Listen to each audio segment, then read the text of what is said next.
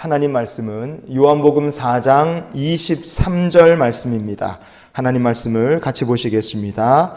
아버지께 참되게 예배하는 자들은 영과 진리로 예배할 때가 오나니 곧 이때라. 아버지께서는 자기에게 이렇게 예배하는 자들을 찾으시느니라. 아멘.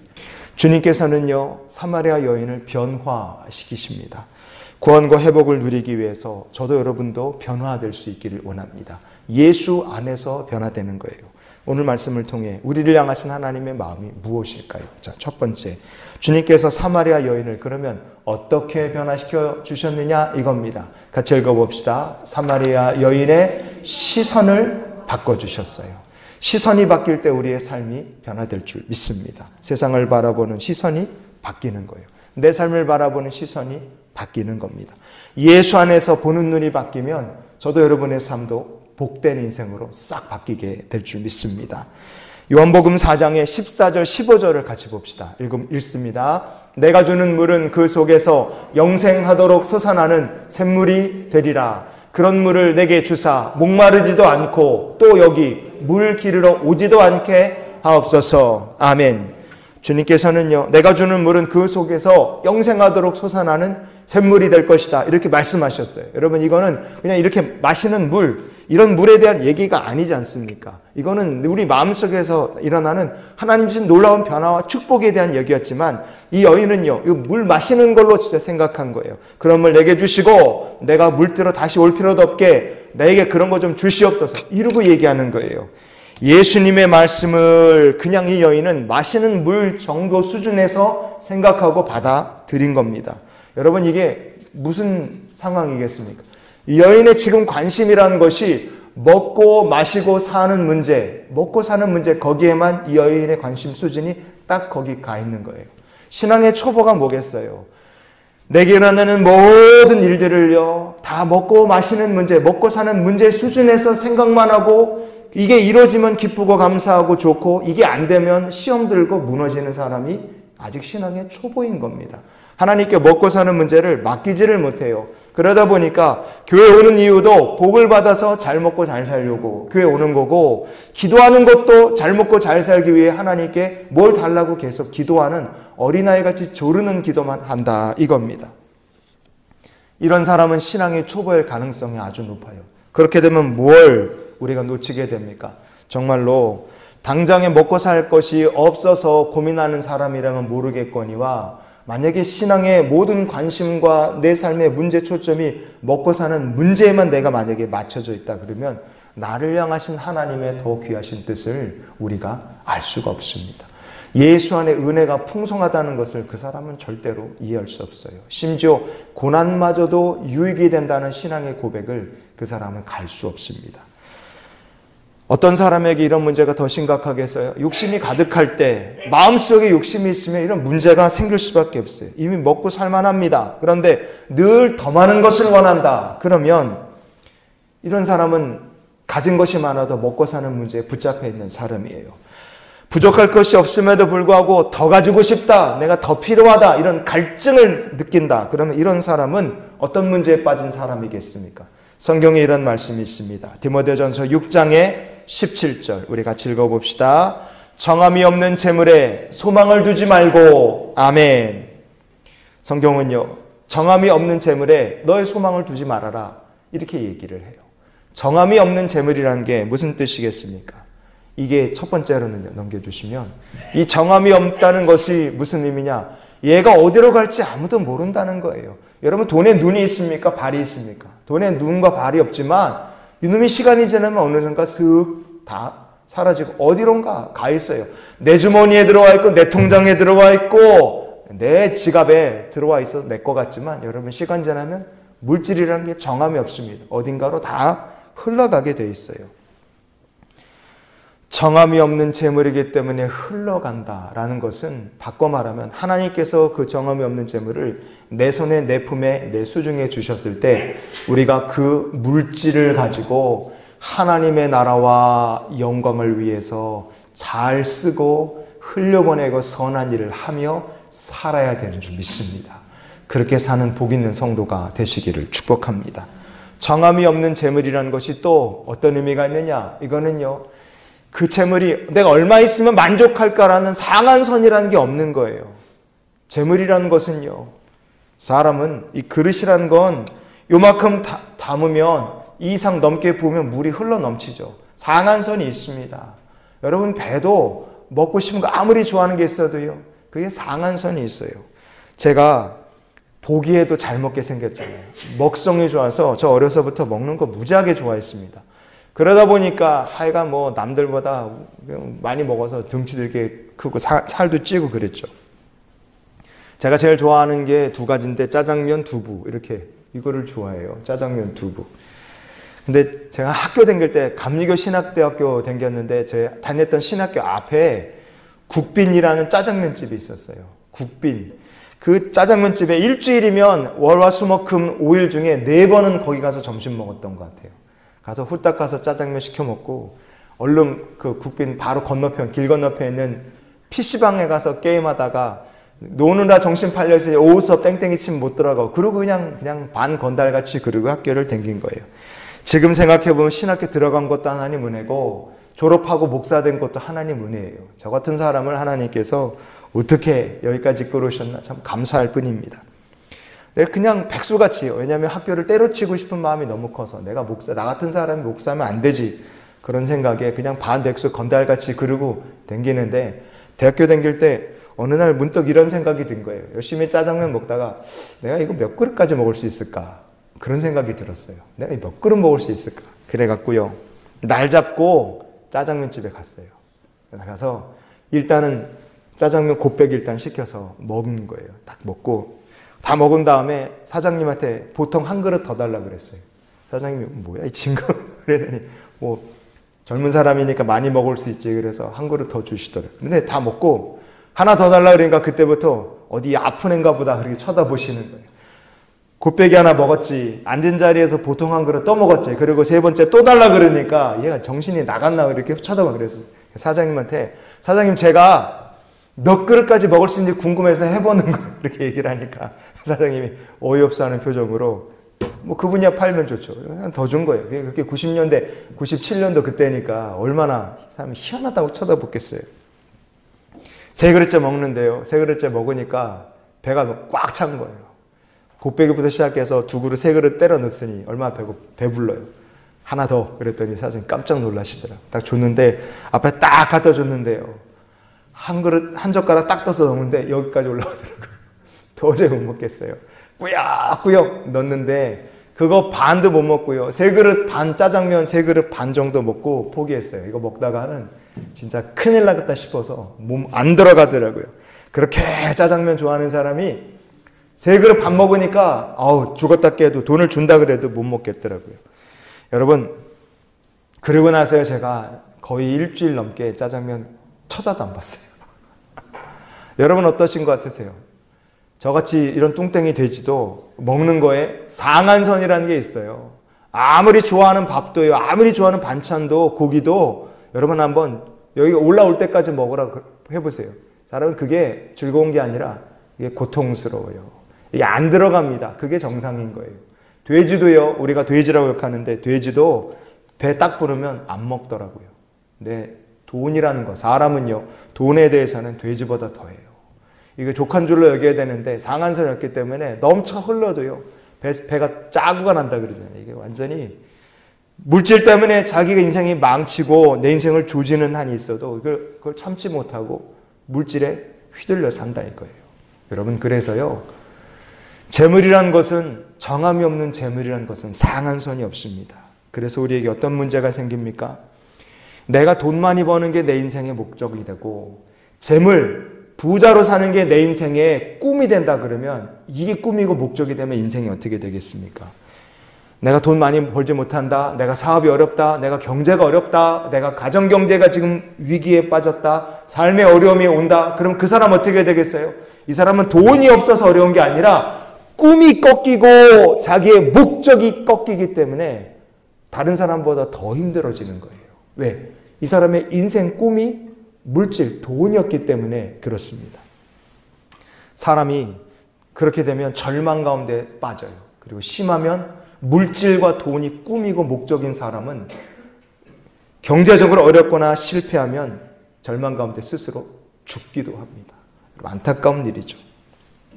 우물가에서 예수님 만난 이 사마리아 여인의 관심이란 게 어디에 가 있습니까? 이 여자의 관심은요, 우리 말씀을 보면 알 수 있지만 그냥 먹고 마시는 거 딱 거기에요. 그 이상이 없습니다. 처음 이 여자를 보면 먹고 마시는 거 딱 그 수준이에요. 예수님께서 영생하도록 나오는 샘물에 대해 얘기하실 때 이 여인의 영적 관심사, 영적 수준은 내 영혼을 바꿀 하나님의 은혜와 구원과 변화에 대한 건 관심 없고 먹고 사는 문제 딱 거기에만 이 여인의 눈은 딱 거기 꽂혀 있었어요. 여러분, 우리가 예수님과 사마리아 여인의 대화를 통해서 기억해야 될 영적 교훈이 무엇이겠습니까? 여러분이 예수님 만나기 전에는 삶의 관심이 먹고 사는 게 전부였다면 예수님을 만나게 될 때 주님께서 여러분이 세상을 보는 눈을 바꿔주실 줄 믿습니다. 내가 보는 눈이 바뀔 때 내 삶이 참 복되다는 걸 우리가 깨달아 알게 될 줄 믿습니다. 주님이 우리를 만나주시고 제 시선을 바꿔주시옵소서. 이렇게 기도하며 주와 동행하는 성도가 되시기를 축복합니다. 두 번째, 주님께서 이 사마리아 여인을 어떻게 바꿔주셨습니까? 같이 읽어봅시다. 사마리아 여인의 관심사를 바꿔주셨어요. 시선이 바뀔 때 보는 게 달라지죠. 보는 게 달라지면 관심사가 달라집니다. 거기에 집중할 수 있게 되는 거예요. 전에는 전혀 생각 못했던 것 바라볼 수 있게 됩니다. 주님과 대화를 이어나가던 여인이요, 얘기하는 요한복음 4장 보면 갑자기 여인이 얘기 주제를 확 바꿉니다. 왜냐? 이게 면피하려고 그랬어요. 예수님과 얘기하는 게 주제가 답답하니까 얘기를 바꾸는 거예요. 요한복음 4장 20절 말씀에 이 여인이 이런 얘기를 갑자기 꺼내는 거예요. 우리 조상들은 이 산에서 예배하였는데 당신들의 말은 예배할 곳이 예루살렘에 있다 하더이다 그랬어요. 이 여인이 갑자기 예배에 대한 얘기를 끌고 나옵니다. 왜 갑자기 주제를 바꿀까요? 대화 주제를 확 바꾸고 싶었기 때문에 그렇습니다. 왜냐하면 20절 전에 예수님께서 이 여인에게 하신 말씀, 이 여인이 예수님과 나눈 얘기가 이 여인에게는 굉장히 답답하고 가슴 아프고 자존심 상하는 얘기였기 때문에 그래요. 16절부터 18절까지 말씀을 우리가 다시 한번 읽어보시겠습니다. 이르시되 가서 내 남편을 불러오라. 여자가 대답하여 이르되 나는 남편이 없나이다. 말이 옳도다. 너에게 남편 5이 있었고 지금 있는 자도 내 남편이 아니니 내 말이 참되도다 그랬어요. 주님께서 사마리아 여인에게 내 남편 불러오라 그렇게 말씀하십니다. 그러자 여인이 뭐라고 합니까? 나 남편 없습니다. 이렇게 얘기를 해요. 이 대답에 담긴 사마리아 여인의 그 속마음이라는 걸 우리가 한번 생각해 봅시다. 어떤 마음이 담겨 있었겠습니까? 첫 번째, 앞에 계신 분 누군지 모르겠지만 참 신통하신 분이긴 한데 내 남편 없다고 불러오라고 얘기하셨는데 제가 지금까지 살면서 제가 진짜 남편이라고 믿고 산 놈은 한 명도 없습니다. 그런 얘기가 여기에 담겨 있는 거예요. 남편 없다는 얘기가 남자 5을 갈고 6번째 남자랑 사는 여자가 내 남편 없다고 얘기하는 건 내가 남편이라고 생각하면서 산 사람은 지금까지 한 명도 없습니다. 그런 의미 아니겠어요? 또 하나는 뭡니까? 남자를 6명이나 갈아치운 거예요. 5명 지나보냈고 6번째 남자랑 사는데 그렇게 갈아치우며 산 내 인생 참 기가 막히고 참 딱하고 그리고 남들에게 손가락질을 받을 만큼 부도덕한 실패한 삶을 살았다라는 게 이 여인의 마음속에 들어있는 이 여인의 속마음 아니겠습니까? 왜 이런 얘기가 나올 수밖에 없었겠어요? 왜 갑자기 주제를 저런 주제에서 예배드리는 얘기로 막 바꿀 수밖에 없었겠습니까? 지금까지 사마리아 여인이라는 이 여인은 우물가에서 예수를 만난 이 여인은 되게 1차원적인 단순한 삶을 살았기 때문에 그래요. 이 여인의 관심사가 뭐였겠습니까? 남자를 5번 갈고 6번째 남자랑 살고 있다. 그렇다면 이 여인의 지난날의 세월 어떤 삶을 살았을까? 그 모습이 어땠을까? 간단하게 우리가 생각해 보면 그냥 남자 때문에 웃고 남자 때문에 울고 남자 때문에 싸우고 온갖 정이 다 떨어지고 헤어지고 또 새로운 사람을 만나서 다시 이 과정을 반복하고 이렇게 사는 삶을 5번 하고 6번째 지금 하고 있다는 뜻이에요. 그러니 여인은 스스로 인생 이렇게 사는 것밖에 모르고 지금까지 그렇게 살아왔고, 남자 때문에 울고 웃고 남자를 바라보고 기대고 실망하고 떠나고 다시 만나고, 정말 사랑과 전쟁 같은 그런 삶을 지금까지 살면서 이렇게 사는 거 외에 다른 방법이, 인생 사는 다른 방법이 있는가 없는가 모르고 그냥 그렇게 살아온 거겠죠. 그래서 사람한테 치이고 뒤고 마음속에 상처가 쌓일 만큼 쌓여서 이제는 남들 쳐다도 보기 싫고 엮이기도 싫어서 외톨이같이 혼자 우물가에 물들어온 신세가 될 수밖에 없었다 이거예요. 남들이 날 두고 이러쿵저러쿵 말하는 것도 듣기 싫고, 남들하고 얽히고 얼굴 보는 것도 부담되고 짜증이 나는 겁니다. 이런 여인이 자기 삶을 극적으로 바꿀 방법을 알겠습니까? 알면 이렇게 안 살았겠죠. 여인은 내 삶을 어떻게 바꿔야 될지 모르는 거예요. 그래서 숨어 살듯 살고 있었습니다. 그러나 이 여인이 우물가에서 주님을 만나며 바뀝니다. 완전히 바뀌어요. 어떻게 바뀝니까? 주님께서 여인의 관심사를 바꿔주시는 거예요. 시선을 바꿔주신 주님께서 영의 시선이 바뀌니까 먹고 사는 문제 여기가 아니라 관심을 바꿔주시는데, 무엇을 바라보게 주님이 관심을 바꿔주십니까? 전에는 남자의 웃고 울던 사람이 이제는 영원하신 하나님을 바라보며 웃고 울 수 있는 사람으로 주님께서 이 여인을 바꿔주신 줄 믿습니다. 여러분, 우리가 예수님을 만나면 바뀌는 가장 놀라운 변화가 뭐냐? 내가 전에는 자식에 울고 웃는 사람이었고, 돈에 울고 웃는 사람이었고, 남자나 여자에 울고 웃는 사람이었고, 성공이나 인기에 재미에 울고 웃는 사람이었다면, 예수를 만난 다음에 나는 하나님의 영광을 위해 울고 웃는 자가 되게 하나님 우리를 바꿔주시는 줄 믿습니다. 그렇게 변화되는 삶을 여러분 살아가십시오. 사마리아 여인을 통해서 우리에게 주시는 영적 교훈, 우리가 잊지 말아야 될 것이 무엇이냐? 그렇게 사마리아 여인의 관점을 바꿔주시고 관심사를 바꿔주신 하나님께서 이제는 우리를 찾아오셔서 우리를 만나길 원하신다는 점입니다. 요한복음 4장 23절, 오늘 본문으로 읽었던 말씀인데 같이 읽겠습니다. 아버지께서는 자기에게 이렇게 예배하는 자들을 찾으시느니라. 아멘. 성경은 얘기합니다. 예수님 말씀하세요. 아버지께서는 자기를 예배하는 자를 찾으신다. 여러분, 하나님을 예배하는 자들이 되시기를 바랍니다. 여러분의 삶이 변화될 것이고 보는 눈이 바뀌게 될 줄 믿습니다. 전 세계적으로 트럼프 대통령 모르는 사람 없을 겁니다. 트럼프 대통령 내각 2기에서 일하게 된 사람들이 많은데, 여기 있는 사람들이 다 트럼프가 뽑아서 백악관에서 각 부서의 장관으로 아니면 또 유명한 나라들의 대사로 보낸 사람들의 얼굴과 이름입니다. 보이진 않으시겠지만, 여러분, 이 사람들 중에 지금까지 미국 역사에서 그냥 보통 백악관이라는 사람, 대사, 장관 이렇게 생각했던 사람들하고 거의 이게 매치가 안 될 만큼 완전히 다른 파격적인 사람들을 많이 트럼프 대통령이 자기와 함께 일할 사람으로 꽂아놨습니다. 백악관의 대변인이 있잖아요. 넘겨주시면 캐롤라인 레빗이라는 백악관 대변인인데 1997년에 태어난 29살짜리 젊은 여자입니다. 백인 여자예요. 28, 우리 나이로 이제 28, 만 나이로 28 됐을까요? 대학교에서 언론학 공부하고 정치학 공부했어요. 공부 많이 했습니다. 그리고 학교 다닐 때까지 소프트볼, 운동선수, 야구선수, 여자들 하는 야구선수였어요. 말하는 거 보면 되게 똑똑합니다. 아주 딱 부러지게 당차고 좋아요. 그런데 지금까지 생각했던 백악관의 대변인들, 지금까지 그 전에 있었던 사람들의 경력과 이력을 비교해 볼 때 저 사람이 백악관의 대변인 할 만한가? 라고 사람들이 의문을 갖는 사람들이 있어요. 왜? 너무 새파랗게 젊으니까요. 미국 역사상 가장 젊은 대변인입니다. 그래도 트럼프는 저 여자를 갖다가 자기의 대변인으로 쓰고 있습니다. 교육부 장관, 교육부라는 게 애들 공부시키는 게 얼마나 중요합니까? 근데 교육부 장관이 된 분이 린다 맥맨이라는 분입니다. 린다 맥맨이라는 저분은요, 남편이 WWE 프로레슬링 협회 운영하는 빈스 맥마운이라는 사람이에요. 저분도 레슬링 경기에 나가서 쇼도 하고 그런 분이에요. 레슬링, 자기의 주 사업 비즈니스가 프로레슬링 엔터테인먼트입니다.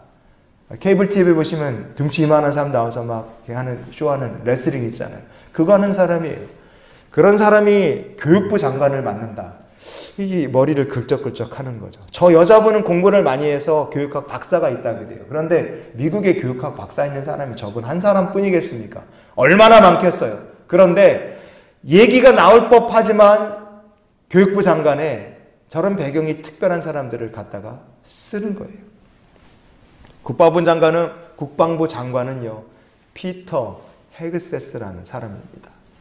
저분은 지금까지 미국의 국방부 장관들은 거의 대부분 장군 출신들이에요. 군 생활을 30년, 40년 이렇게 한 사람들을 국방부 장관으로 갖다 썼어요. 그런데 이번에 국방부 장관이 된 사람은 40대 중반입니다. 저보다도 어려요.